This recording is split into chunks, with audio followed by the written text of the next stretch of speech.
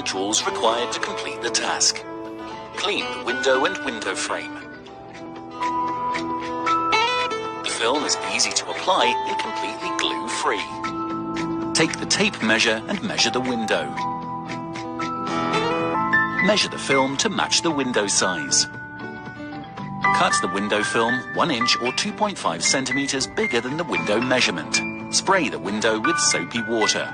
Affix tape to both corners of the window film to help separate the protective cover from the window film. Gently place the window film on the glass.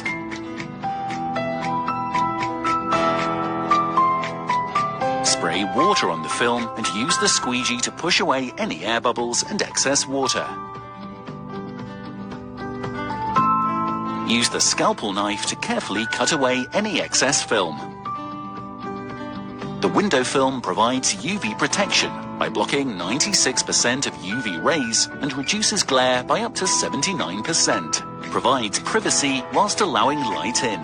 Beautiful rainbow effect when the sun shines through.